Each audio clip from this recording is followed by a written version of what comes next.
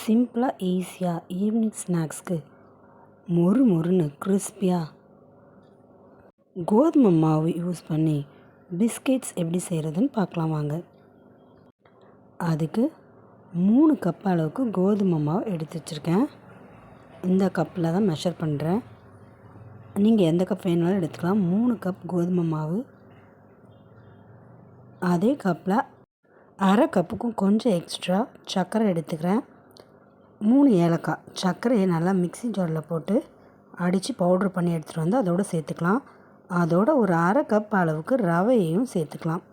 Sweet செய்கிறதுனால கொஞ்சம் கம்மியாக உப்பு சேர்த்தா போதும். உப்பு வந்து ஸ்வீட்டை எடுத்து கொடுக்கறதுக்காக மட்டும்தான். ஒரு 1/4 ஸ்பூன் அளவுக்கு உப்பு சேர்த்துக்கலாம். 2 ஸ்பூன் நெய், 3 ஸ்பூன் அளவுக்கு எண்ணெய் விட்டுருக்கேன். லைட்டாக தண்ணி தெளித்து அதை பிசைஞ்சு எடுத்துக்கலாம். ஏன்னா சர்க்கரை போட்டதுனால நிறைய தண்ணி சேர்த்தா சப்பாத்தி மாவு பதத்துக்கு வராது. அதனால் சப்பாத்தி மாவு பதத்துக்காக கொஞ்சமாக தண்ணி சேர்த்து பிசைஞ்சு எடுத்து வச்சுக்க வேண்டியதுதான். அதை சின்ன சின்ன உருண்டையாக உருட்டிக்கலாம்.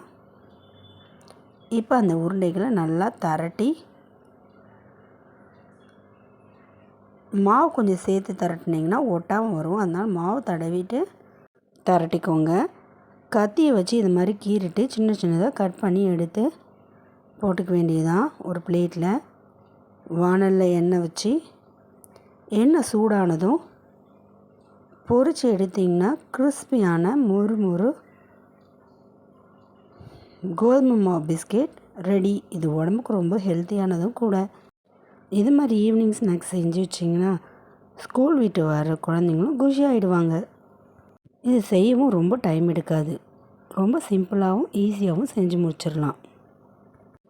கேஸை வேகமாகவே வச்சு செய்யலாம். அப்போ தான் எண்ணெய் நல்லா சுடும். சீக்கிரமாக தனித்தனியாக பிரிஞ்சு வந்துடும். பாருங்கள் எவ்வளோ கிறிஸ்பாக இருக்குன்ட்டு. கையிலே அப்படியே உடச்சா நொறுங்கி போயிடும். குழந்தைங்களும் இதை ரொம்ப லைக் பண்ணி சாப்பிடுவாங்க. நீங்களும் இந்த ரெசிபி ட்ரை பண்ணி பார்த்துட்டு மறக்காமல் கமெண்ட் பாக்ஸில் கமெண்ட் பண்ணிவிடுங்க. நாளைக்கு வேறு ஒரு ரெசிபியோடு சந்திக்கலாம். இது போல் ஈஸியான ஈவினிங் ஸ்நாக்ஸை குழந்தைங்களுக்கு செஞ்சு கொடுக்கக்குள்ள அவங்களும் ரொம்ப குஷியாக ஆகிடுவாங்க. அவங்கள பார்த்து நம்மளும் குஷியாகிடுவோம். இதை நீங்களும் ட்ரை பண்ணி பாருங்களேன்.